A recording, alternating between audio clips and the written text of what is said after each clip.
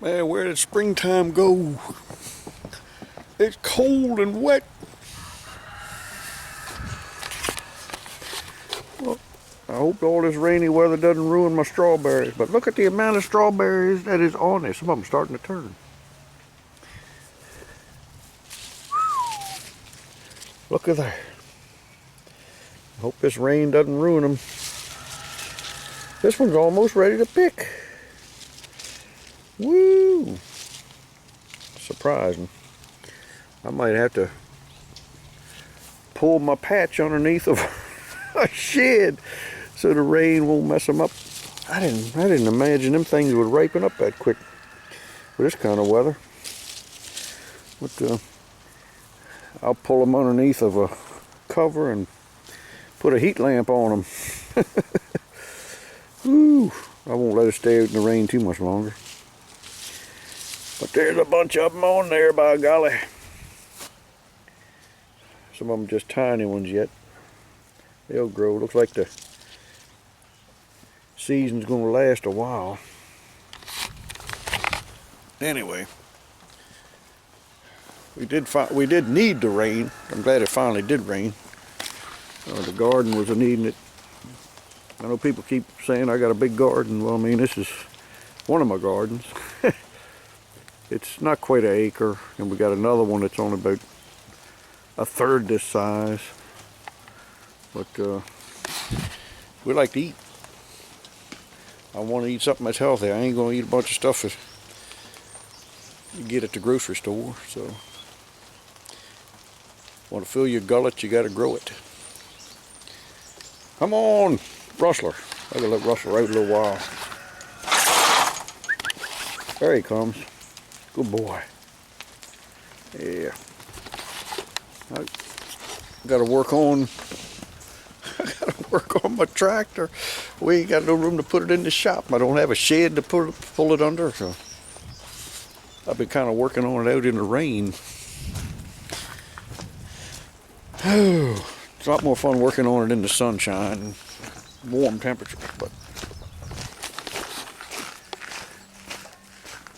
I got a little canopy I could put over it. I could put up that tent like I had last year working on Poppin' Johnny, but I was getting my water pump mounted up a little more permanently, getting the right size belt on it, and have to run some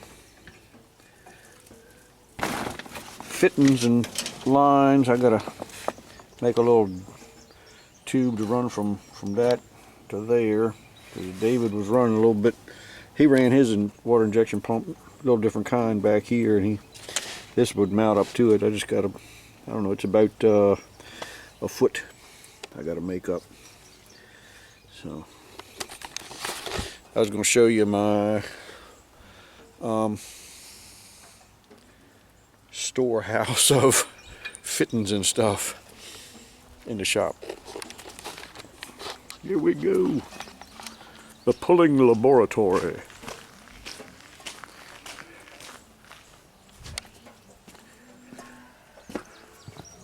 Go away!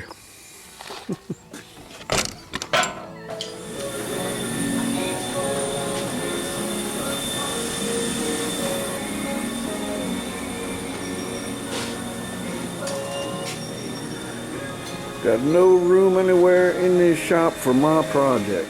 Hey, some people wonder why I put something together like this. All this old junk and everything was started out when I first started doing pulling. I couldn't afford nothing else. It's a miracle that I could get a tractor out there and actual pull competitively in the pro stock class, even if it was in the 80s and 90s, you know, for a little bit of nothing. I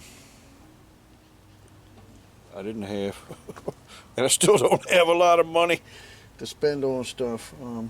I really don't have anything against the guys that spend a lot of money. Just think it can be dangerous to get too caught up in having to have the best stuff, and money's no object. And there's been all through the years of tractor pulling people that have gotten carried away and ruined their marriages and their livelihoods and lost farms, and and just ruined their lives. To me, it's just fun having stuff built with what you got laying around and not having to spend any money, but being able to be resourceful and build something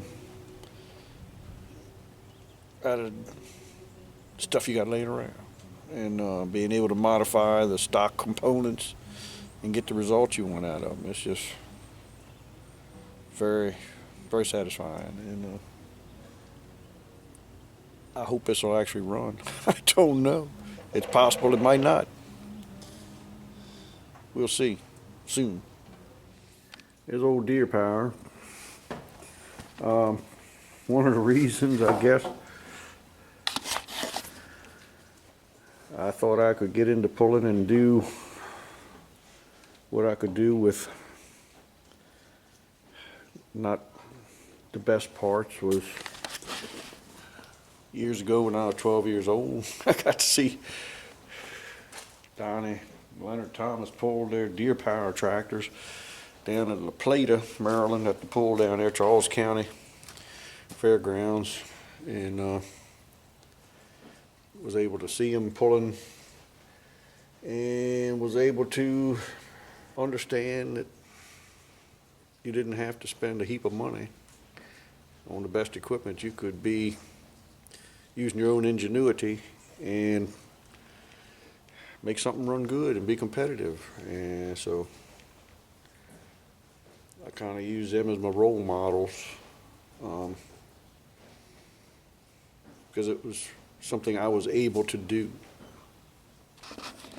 On the other end of the spectrum, you have Mr. Coleman Wheatley, who had the cleanest, neatest, most sanitary John Deere Superstocker around here, and I enjoy working on that too. This is his original hood that he gave me when he sold out his farm in Delaware. He had a farm sale, and we were over there, Dad and I, and he gave me his old hood and several other things from the original. This is the original steel hood that he started out with, and I had gotten to know him from pulling in the pro stock class. It was around here we combined the pro and the super stock. I got to know him, and kind of built this replica of the original version, one of the early versions, I'll just say, of the Delaware E3. Well, he was running a single turbo. Yeah. So, but I have more fun working on the junky looking stuff. You don't have to be so particular, and every time I paint something I always have mechanical troubles. I don't know why. If I leave it ugly, I don't seem to have as much mechanical problems. But anyway, like this old 1010 pulls real well. It does not look like it would be a really great performer, but it pulls great. I keep a lot of spare used parts around. Kind of outgrown my shelf. Got a few turbos in here. We actually have another building we keep a lot of turbos in. We got some superchargers and some clutch parts, and like I say, these are some of the turbos that I've used on Buckshot, and turbo wheels in there. This is my homemade super soaker. Pump that thing up to about, I don't know, 100 pounds of pressure, and it's a water gun. Couldn't figure out how to put a turbo on it, but anyway. We used to play capture the flag before we had paintball guns with water guns, so anyway. Good clean fun. Here's some old copper tubing. Make my water injection lines out of. Some newer pumps. I just want to run that old pump I got from Donnie Thomas's thing just for historic reasons. Sentimental reasons. I got my stuff for the water injection here, and spray nozzles in there, and gotta find a little copper line to make the foot-long extension out of. Got plenty of it here. I don't know what that is. Ain't never used that. It's off a refrigerator or something. But, let me see down here.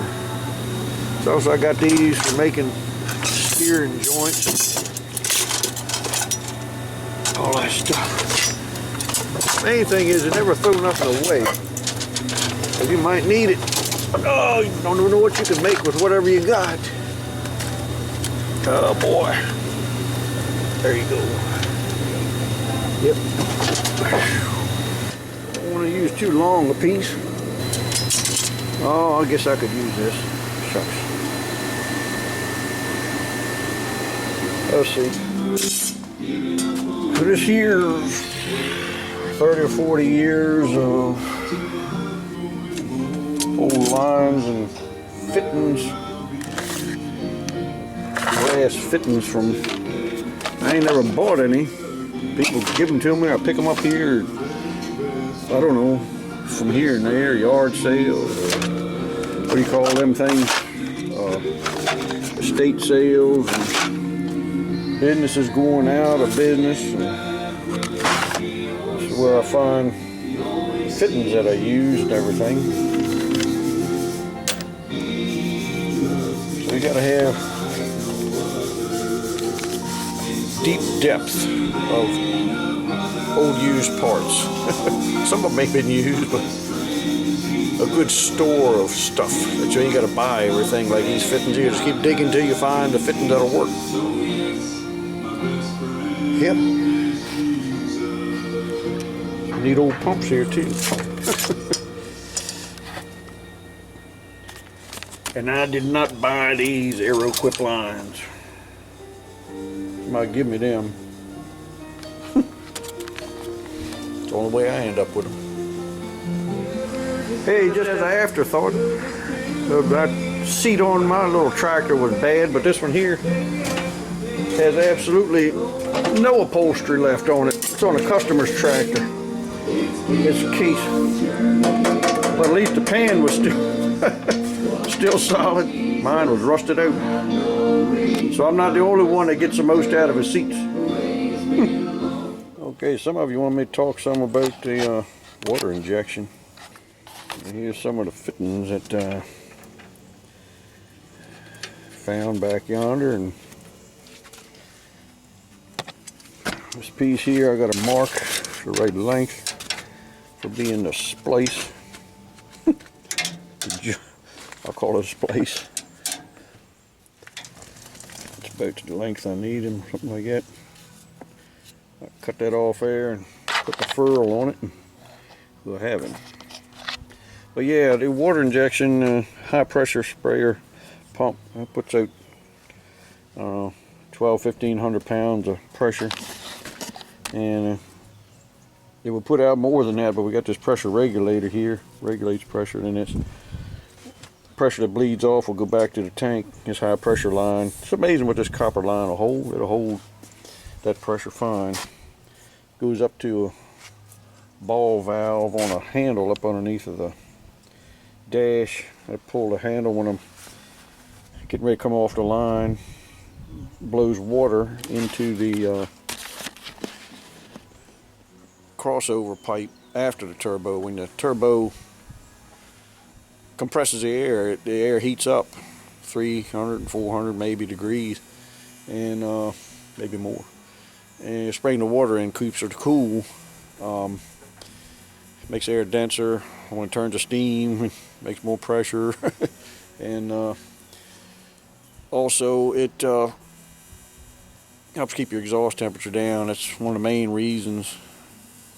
A better way to do it would be intercooling, but I ain't gonna fool around with lugging around a bunch of ice all the time. So I prefer the lazy man's way, water injection. Well, there we go. Didn't think about it just now. Should have showed you what you do to cut it and put the right furl on it. I'm sure there'll be some coming up that I'll do that too. But anyhow, got that much anyhow. I'll explain more about water injection and stuff when it's a sunny day and I take the hood off and this tarp, and I'm hooking up all my lines to the different nozzles. But anyway. Hey, how y'all doing? If y'all like what you're seeing, do me a favor. It helps my channel out a bunch if y'all would like and subscribe and leave a comment. Just a quick comment or something positive comment. And I appreciate a lot of you fellas that do that all the time. But some of you fellas that don't take time to do that, it helps YouTube sees that people are commenting and liking, and you they'll recommend my videos more, and it gets more view and helps my channel grow. It helped me out a bunch. Anyhow, thanks Sidney. Thanks a bunch for watching. Hope you enjoy. See you later. Here by my old friend Poppin' Johnny. Like somebody noticed, still got the straps holding the tire on there. I'm going to do something about that pretty soon. But